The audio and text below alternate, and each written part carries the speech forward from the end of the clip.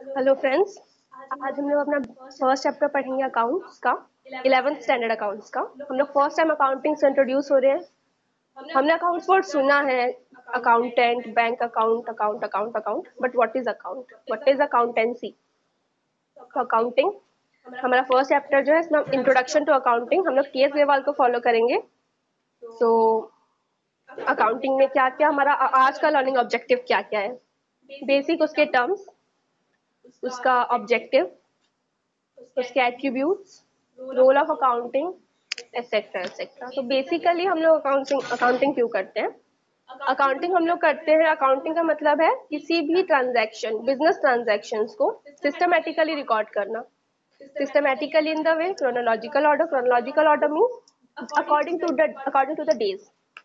According to the days means like 1 जनवरी 2013 को जो ट्रांजैक्शन हुई है और 31 मार्च 2012 को जो ट्रांजैक्शन हुई है, 31 मार्च 2011 को जो ट्रांजैक्शन हुई है, यू कांट राइट दैट ये ट्रांजैक्शन जो पहले वाली पहले लिख दो, ये पहले लिख दो, ये पहले लिख दो।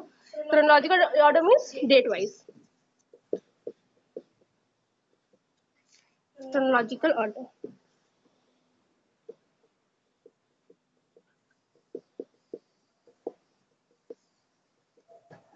राइट, क्रोनोलॉजिकल ऑर्डर में लिखने का मेन पर्पज है कि हमें हमारे सारे ट्रांजैक्शंस जब हम ढूंढना चाहें तो वी डोंट, मतलब हमें इतना हेक्टिक नहीं होना कि अरे कहाँ पे कौन सा ट्रांजैक्शन है। वी नो कि 1 जनवरी हो गया तो नेक्स्ट डेट की ट्रांजैक्शन नेक्स्ट डे ही आएगी।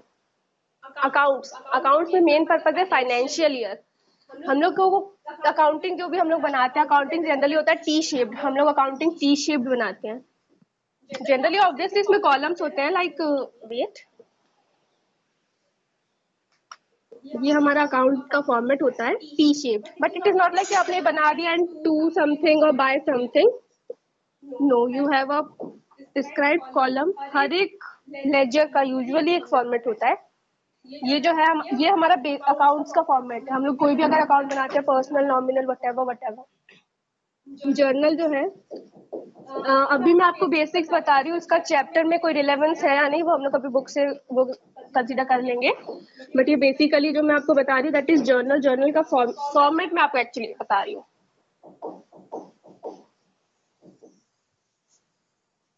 ये जर्नल का फॉर्मेट होता है, ये प्रिस्क्राइब्ड फॉर्मेट है। इसके अलावा आप अपनी मर्जी से कोई फॉर्मेट क्रिएट नहीं कर सकते। Date, particulars, LF, debit amount, credit amount. यहाँ पे लिखते हैं हम लोग in the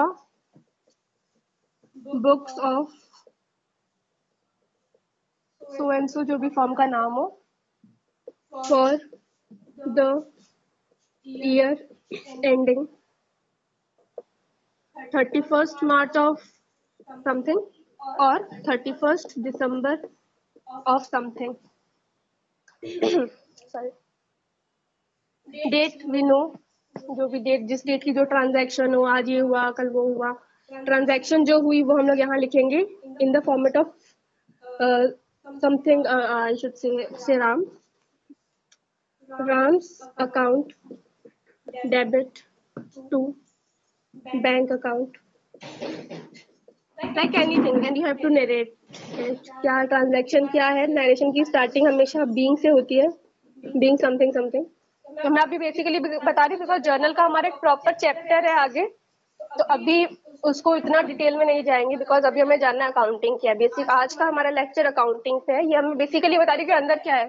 don't think accounting is just something like theory, no, it's practical. LF is laser.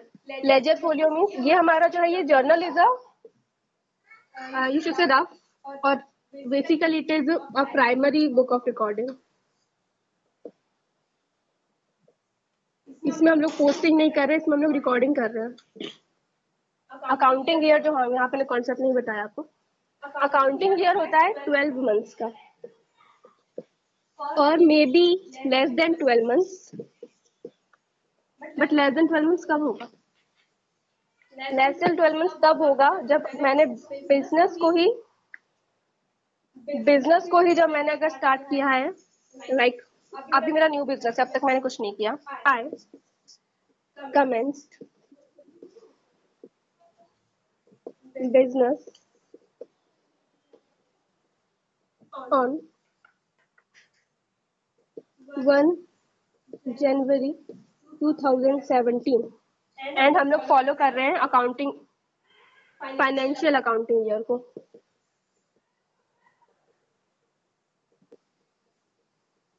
Financial accounting year जो है, जो सारे बैंक एक्सेट्रा फॉलो करते हैं, वो है 1 April to 31 March. Obviously 1 April of preceding year और 31 अप्रैल ऑफ नेक्स्ट ईयर। तो एक अकाउंटिंग ईयर, लाइक अगर मैंने यहाँ पे लिखा है 13, यहाँ पे लिखा है 14, तो अकाउंटिंग ईयर 13 14। जरूरी नहीं आप इसको फॉलो करें, आप कैलेंडर ईयर को भी फॉलो कर सकते हैं। कैलेंडर ईयर ऑफ कोर्स हमें पता है 1 January of the same year to 31st December of the same year. It means it's 13 and it's 14. तो यहाँ पे हम लोग 13 14 का टर्म यूज नहीं करते, it's 13 for the accounting date year ended this. There is no need of 13 14 because हमारा same year चल रहा है। कैलेंडर का कॉन्सेप्ट में पता चला, फाइनेंशियल का पता चला, लेकिन द कॉमन थिंग इज दोनों में 12 मंथ्स तो जरूर होंगे, बट हम लोग 12 मंथ्स कब नहीं हो सकते, लेस देन कब हो सकते हैं, इफ हमने बिजनेस उस ईयर में स्टार्ट किया है। स्टार्ट मीन्स कमेंसमेंट, और अगर उस टाइम पे एंड किया है उसको, तो ऑफ कोर्स आप बिल्कुल मुहूर्त देके तो एंड नहीं करेंगे कि 12 मंथ हो गए चलो एंड कर दो। 12 मंथ होने वाले स्टार्ट कर देते हैं। कभी भी आप स्टार्ट करें, कभी भी आप एंड करें, तब आपको कोई लॉ कोई नहीं फोर्स करेगा कि आपके 12 मंथ्स नहीं है, आप अपने अकाउंटिंग कैसे बंद कर दी। हम लोग एक डेट पे अकाउंटिंग बंद करते ही, आइदर ऑन दिस और ऑन दिस। ओके, तो अब let's go to the chapter. ये उसका बेसिक था कि आगे हम लोग अकाउंट्स में क्या पढ़ना है।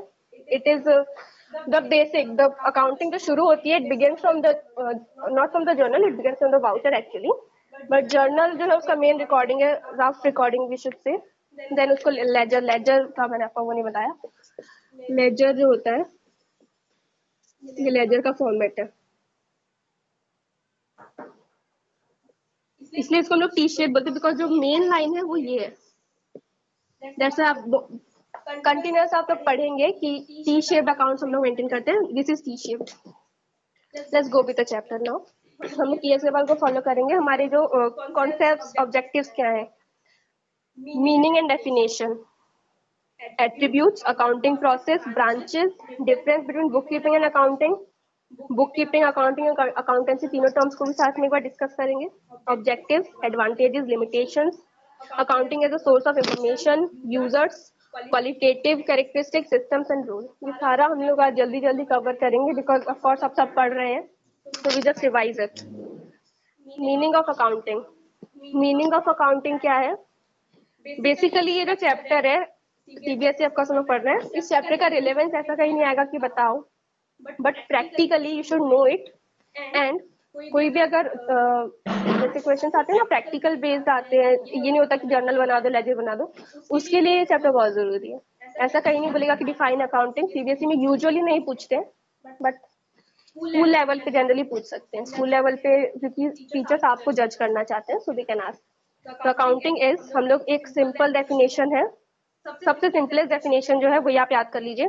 Accounting is an art of recording, classifying, summarising. 3 words मैंने अभी बोले, रिकॉर्डिंग, क्लासिफाइंग, समराइजिंग। जो मैंने आपको भी पहले जर्नल बना के दिखाया था, जो इस फॉर्मेट में था कुछ जर्नल, ये रिकॉर्डिंग है। क्योंकि यहाँ पे क्या है, आपने जैसे सॉरी, कोई भी बिजनेस ट्रांजैक्शंस होती हैं, तो आपको जनरली परचेज इनवॉइस मिल जाते हैं कि हाँ आपने परचेज इनवॉइस में आपका परचेज का वो एक तरीके से एविडेंस है कि हमने परचेज किया है, तो उसको हम लोग रिकॉर्ड करेंगे। परचेजेज अकाउंट डेबिट, अभी आई डोंट नो आपको समझ आएगा या नहीं, but purchases account debit to cash. Okay, so purchases एक तरीके से जो हमने गुड्स खरीदा है उसको डिनोट करता है, और cash, you know what is cash. So accounting is an art of recording, classifying. Classifying क्या, जैसे मैंने परचेजेस को डेबिट ही क्यों किया, क्रेडिट क्यों नहीं किया, तो हमने अकाउंट को क्लासीफाई कर रखा है कि परचेजेस जो है when it comes in its debited and when it's the cash is going out it's credited. ठीक है, पहले हमने क्लासीफाई किया कि हाँ, जैसे हमने लेजर बनाया परचेजेस टू कैश, तो हमने देखा कि यहाँ दो अकाउंट अफेक्ट हो रहे हैं। पहला अकाउंट है परचेज और दूसरा अकाउंट है कैश। तो हम लोग लेजर किसके बनाएंगे, दो चीजों के लेजर बनाएंगे। परचेज लेजर, इसको हम लोग परचेज बुक या परचेज अकाउंट कुछ भी कह सकते हैं, दोनों का फंक्शन डिट्टो सेम है। और आता है फिर कैश अकाउंट। कैश अकाउंट जो है वो भी cash book is same as cash account. Cash book same है दोनों बातें। ये हुआ रिकॉर्डिंग, क्लासिफाइंग, समराइजिंग, इसके अंदर जो हम लोग एंट्री करेंगे वो। तो आई थिंक डेफिनेशन तो बिल्कुल याद हो जानी चाहिए। Accounting is an art of recording, classifying and summarising in a significant manner. Significant manner means the manner it should be done. कहीं पे कोई ट्रांजैक्शन नहीं हो ताकि कोई भी अननोन पर्सन जाके देखो तो पता है कि हाँ यहाँ ये हुआ है। And in terms of money, monetary transaction. ये जो डेफिनेशन है ना, यही डेफिनेशन को तोड़ तोड़ के इसी बात को 50 बार बोल बोल के हम लोग ऑब्जेक्टिव बना देंगे, उसी के एट्रीब्यूट बना देंगे। सेम बात आपको लगेगा क्या एक बार रिपीट हो रहा है, but first chapter is revolving around the same definition of accounting. एक ही जगह हम लोग घूम रहे हैं, बट हर बात के इम्पोर्टेंस है, तभी हमें ऑब्वियसली बताया गया है।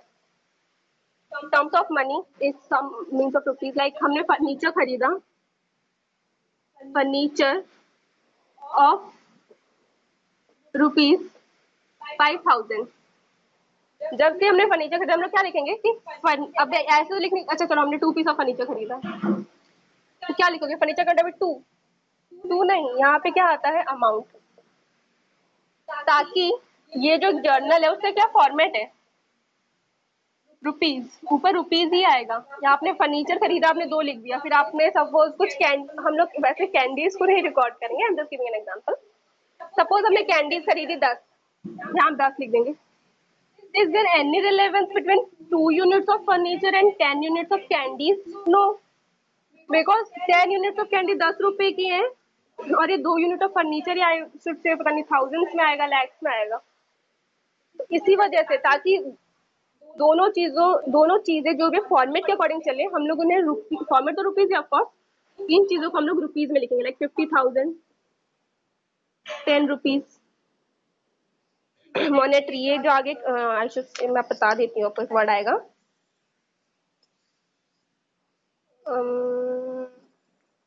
प्रॉपर्टीज में कहीं आएगा कि अकाउंटिंग जो है, अकाउंटिंग रिकॉर्ड्स 2 वर्ड आएंगे। पहला आएगा मॉनेटरी, दूसरा आएगा फाइनेंशियल। यहीं पे सब कंफ्यूज है, एक ही बात को 2 बार क्यों लिख दिया, 2 बार नहीं लिखा है। मॉनेटरी का मतलब है आपको क्वांटिटेटिव बातें लिखनी है कि रुपीज, इन दोनों में डिफरेंस क्या है। एक जगह आपसे बोला गया कि दोनों के फैक्टर्स हैं, यहाँ पे फर्नीचर भी रुपयों का ही आया, फ्री का नहीं आया, और कैंडीज भी फ्री की नहीं आई, उसमें भी कुछ अमाउंट है 10 रुपए। बट एक बात कहती है हमसे कि से इट इन रुपीज, बिकॉज हमें एक फॉर्मेट में चलना है। और अगर आप यूनिट लिख दोगे, 2 फर्नीचर खरीदा, 10 ही खरीदा, तो यहाँ पे कहीं नहीं पता क्या चलेगा कितने का क्या खरीदा। और जब आपको इनकम टैक्स वाले आएंगे बोलेंगे टैक्स दो, आप क्या बोलेंगे हमने 2 फर्नीचर खरीदा, वो क्या ढूंढेंगे बैठ कर के हमने कितने खरीदा। तो हमें एक अमाउंट चाहिए, उस अमाउंट के लिए फाइनेंशियल और मॉनेटरी को डिफरेंशिएट किया गया है कि आपको लिखना तो वही है जो मनी में कैलकुलेट हो सकता है, बट मनी के साथ साथ आपको उसे प्रॉपर डिनोमिनेशन भी देना है। प्रॉपर डिनोमिनेशन मीन्स, जैसे पुराने जमाने में अगर मैं जाऊं, बाटा सिस्टम होता था। जब बाटा सिस्टम में क्या होता था, ये obviously goods to goods transactions होते थे। तो मेरे को चाहिए, सपोज मुझे हॉर्स चाहिए एक, और सामने वाले को चाहिए जस्ट 1 kg ऑफ राइस।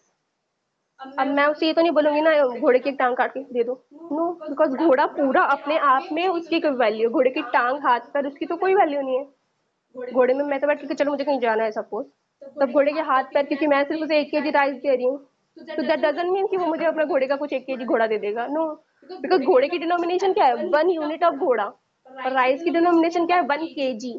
घोड़ा केजी में नहीं आता, राइस 1 यूनिट, एक राइस पकड़ के नहीं दे सकते। That's why the word denomination is so much important for us. जो हमें समझ ही नहीं आता कि डिनोमिनेशन ही पहली बार हमें समझ नहीं आता। बट डिनोमिनेशन का मतलब है कि एक चीज किस चीज में रिप्रेजेंट होती है। घोड़ा is represented in a unit, rice is represented in a KG. अब ये नहीं कह सकते 1 unit of rice, 2 unit of rice, आपको कोई एक एक चुन के नहीं देता, और घोड़ा भी आपको कोई केजी में नहीं देता। तो दैट्स वाई डिनोमिनेशन इज, हम लोग सिर्फ एक ही डिनोमिनेशन दे सकते हैं, rupees.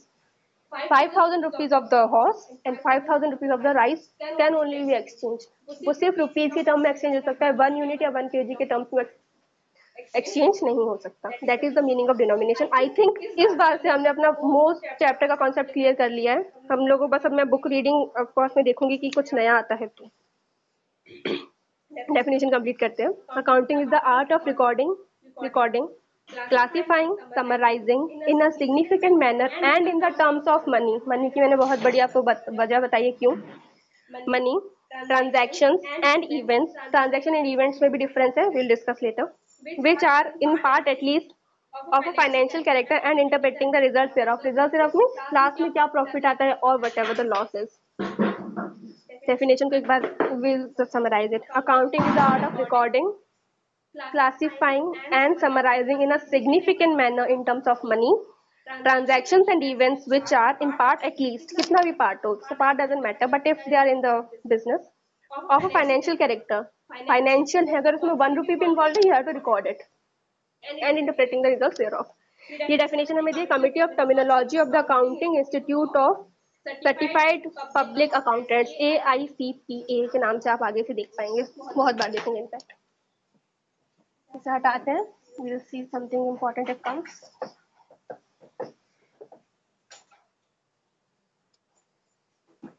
Next basic definition is इतना ही है। Attributes of accounting. Attributes means उसके जो qualitative nature है। Accounting art as well as science. ये उसका फर्स्ट एट्रीब्यूट है, we'll discuss. सेकंड एट्रीब्यूट है रिकॉर्ड्स ट्रांजैक्शंस में बेसिक वर्ड लिखती हूँ, पूरी बात नहीं लिखूंगी। Records transactions and events of financial nature. ये मैंने आपको बताया था, मॉनेटरी की बात और फाइनेंशियल की बात वही है। ट्रांजैक्शंस हम लोग रिकॉर्ड करेंगे मॉनेटरी बेसिस पे, बट वो फाइनेंशियल होने चाहिए। ट्रांजैक्शंस क्या, किस चीज का ट्रांजैक्शन, तो ट्रांजैक्शन को क्या करेंगे, उसको रिकॉर्ड करेंगे। और जो फाइनेंशियल जो भी इवेंट्स होंगे, sorry events, next is express them in terms of money. कल हम लोग उसके ये सब मैं क्या बता रही हूँ, एट्रीब्यूट्स। आई डोंट नो ये आएगा कि नहीं आएगा एग्जाम्स में, बट यू शुड नो। मैंने पहले भी कहा इस चैप्टर का जो रिलेवेंस है इस चैप्टर का आप ऊपर से देखिए, बिकॉज आपके स्कूल लेवल में आपसे जरूर पूछेंगे। अभी तो नहीं पता है 11 में क्या जरूरत है, बट आगे इसकी बहुत जरूरत है, डेफिनेटली इसकी जरूरत है। आप किसी भी करियर में जाते हैं, अगर आपका इंटरव्यू होता है, आपको कोई नहीं बोलेगा बैठ के जर्नल बनाओ, वो पूछेंगे ऑब्वियसली, वो ओरली आपसे बात करेंगे, तो ओरली वो आपसे ही पूछेंगे why accounting is an art, why accounting is a science, why we record only financial transaction. हम लोग नॉन फाइनेंशियल ट्रांजैक्शन क्यों रिकॉर्ड नहीं करते। नॉन फाइनेंशियल ट्रांजैक्शन जैसे कुछ कुछ होते हैं, एग्जाम्पल लाइक जिसमें मनी इन्वॉल्व नहीं होता है, उसके फंक्शंस हम लोग पहले देखते हैं क्या है। ये भी एट्रीब्यूट्स का ही पार्ट है, इसको हम लोग अभी डिटेल में ओरली डिस्कस करेंगे, everything will be discussed orally. Fifth है सर्विस एक्टिविटी। ये 5 उसके एट्रीब्यूट्स है, इससे ज्यादा नहीं है। Sorry, activity, art as well as science. Accounting and art of recording की जो डेफिनेशन है उसी को गो थ्रू कर रहे हैं आप। अगर आप इसके बारे में लिखेंगे तो फर्स्ट थिंग हमने डेफिनेशन में कहाँ से पढ़ा था, accounting is an art of, 3 words बताए थे, recording, classifying and summarising in a significant manner. वही बात है, रिपीट हुई है। हम लोग क्यों करते ताकि हमें at the end of the accounting year होता है, don't forget 12 months weather a calendar year और द फाइनेंशियल ईयर। प्रॉफिटेबिलिटी देखने के लिए व्हाई इट इज साइंस, क्योंकि एक ऑर्गेनाइज साइंस क्या है, एक organise knowledge. Like ice will change into, sorry water will change into ice, ice will change into water, ये फिक्स्ड है। लाइक इफ यू रेफ्रिजरेट, आप उसे फ्रिज में रखेंगे तो वो आइस ही बनेगा, वाटर, राइट। तो वैसे ही science, accounting is also a science. अगर आपकी कोई भी एंट्री होती है तो उसका एक पर्टिकुलर फॉर्मेट है, आप अपनी मर्जी से उसको चेंज नहीं कर सकते। लाइक ये नहीं कह सकते कि ice will turn into petrol, वो आपने फ्रीजर में रखा है, that will convert into ice. तो दैट लाइक दैट अकाउंटिंग में भी कोई भी ट्रांजैक्शन है, like when we purchase something, उसका एक सिस्टमेटिक है, पूरा ऑल ओवर वर्ल्ड परचेजेस को सेम वे में रिकॉर्ड करता है। No difference in the India में अलग हो रहा है, बाहर अलग हो रहा है, नो, सेम होता है हर जगह। तो accounting is an art why it we are recording it in a systematic order, it is of course art. Why it is a science? Because हमारे पास एक ऑर्गेनाइज फॉर्मेट है, अलग अलग नहीं है। आर्ट क्योंकि we record it in a proper manner, science because it is organise manner with respect. Transactions और फाइनेंशियल मैंने आपको बताया था, अगेन बताती हूँ। Transactions and events can be measured in the terms of money are recorded. जैसे मैंने आपको घोड़े का बताया कि 1 kg ऑफ घोड़ा नहीं हो सकता, 1 यूनिट ऑफ राइस नहीं हो सकता। तो ट्रांजैक्शन मॉनेटरी होना चाहिए। 5,000 रुपीज का हॉर्स, 5,000 रुपीज का राइस, जितना भी, मतलब एक मॉनेटरी टर्म हमारे पास होना चाहिए, सिर्फ हम लोग उसी ट्रांजैक्शन रिकॉर्ड कर सकते हैं। 1 kg of horse is received, there is no sense, this is obvious, it is a senseless thing. It, ये आई डोंट नो आपको बुक दिखेगी कि नहीं, इसमें प्रॉपर लिखा है, means money is the common denominator. I think focus हो रहा हो तो यू कैन सी, इसमें लिखा है it means money is the common denominator. Denominator, denomination मैंने आपको बताया था, डिनोमिनेशन मीन अभी यहाँ पे आपको जो बताया गया था, यू कैन बैकवर्ड करके देख लेना अगर भूल गए हो। डिनोमिनेटर मीन्स प्रॉपर डिनोमिनेशन है हर चीज का। केजी और यूनिट, हॉर्स के लिए जो है यूनिट है, 1 यूनिट, 2 यूनिट, जितने भी हॉर्स, वो उसका डिनोमिनेशन है। और हमारा जो राइस का डिनोमिनेशन है वो केजीज में है। तो उन्हें कॉमन डिनोमिनेशन कौन देता है? मनी। बना उनका पर्सनल डिनोमिनेशन ऑफ कोर्स अलग अलग है, कॉमन डिनोमिनेशन है मनी। तो इसीलिए हम लोग वही ट्रांजैक्शन रिकॉर्ड करते हैं जो मॉनेटरी टर्म्स में एक्सप्रेस हो सकता है। इसको याद नहीं हो रहा हो तो बस इसमें हॉर्स को याद कर लेना, ऑफ कोर्स आपको याद आ जाएगा। फॉर एग्जाम्पल, यहाँ पे एक एग्जाम्पल दिया, let's see, a quarrel between the production manager and the sales manager affects the earnings of the business, but it is not recorded because it is obviously दो लोग लड़ रहे हैं, हमारा जो मेन स्टाफ है, the top level executive are fighting. तो उससे ऐसा हो सकता है फर्दर कि कंपनी बंद हो जा रही है, हो सकता है, विकांत से कि नहीं होगी। अगर उससे कंपनी बंद हो भी रही है तो क्या आप अभी रिकॉर्ड कर लेंगे the quarrel is going on? आप यहाँ जर्नल बनाएंगे सपोज, ये जर्नल है और यहाँ पे क्या लिखेंगे? A quarrel is going between, is it making any sense? No. भले इस चीज की वजह से आगे कंपनी बंद हो जाती है और शायद ये जरूरी है कि सारे जो हमारे शेयर होल्डर्स है वो जाने कि कुछ चल रहा है, बट आप उसको रिकॉर्ड करके नहीं दिखाएंगे कि ये हो रहा है भाई। उसको आपको अगर इतना रेलेवेंस है किसी होल्डर्स को जाती है, you can call them, but it will not be recorded. सिर्फ हम लोग फाइनेंशियल चीजें ही रिकॉर्ड करेंगे क्योंकि हमें फर्दर देखना है। शायद आज कंपनी बंद नहीं और हम लोग देखेंगे अरे क्या है, then we'll look over it कि क्या लिख दिया था। नेक्स्ट आता है in terms of money, it's the same thing जो हमने यहाँ पढ़ा है अभी, but we'll writing it again and again. Money is the common denominator of measurement, you can see same चीज यहाँ लिखी हुई है, I should underline it. Denominator, denominator, right?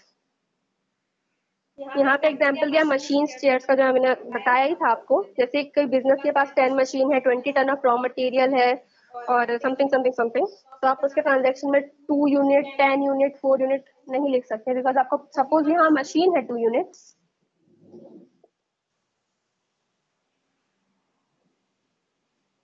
यहाँ मशीन है 2 यूनिट्स और यहाँ 10 यूनिट्स ऑफ रॉ मटेरियल है। ये भले ही 2 यूनिट ऑफ मशीन है बट इसकी वैल्यू बहुत ज्यादा होगी 10 यूनिट्स ऑफ रॉ मटेरियल से, तो इसलिए इसको मॉनेटरी टर्म्स में लिखना जरूरी है। और फंक्शंस में आप अभी सबको हटाओ, फंक्शंस में हमें थोड़ा सा फोकस करना है ज्यादा, बिकॉज फंक्शंस एट्रीब्यूट से अलग से भी पूछे जा सकते हैं आपसे।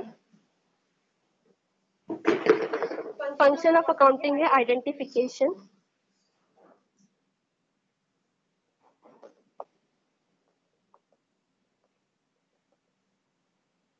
Recording, classifying,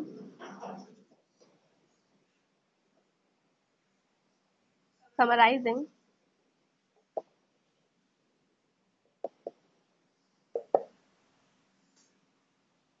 Analysis and interpretation.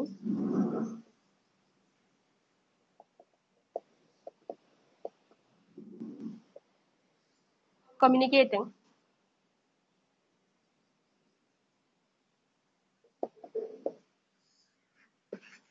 Identification means कोई भी ट्रांजैक्शन होती है, ट्रांजैक्शन विशेष से कोई भी इवेंट अकर होता है। अच्छा, दोनों में डिफरेंस क्या है? ट्रांजैक्शन मतलब मैं कुछ ट्रांजैक्शन के नाम लेती हूँ, जैसे परचेज गुड्स ऑफ ₹500, ये ट्रांजैक्शन है, वी कैन रिकॉर्ड इट।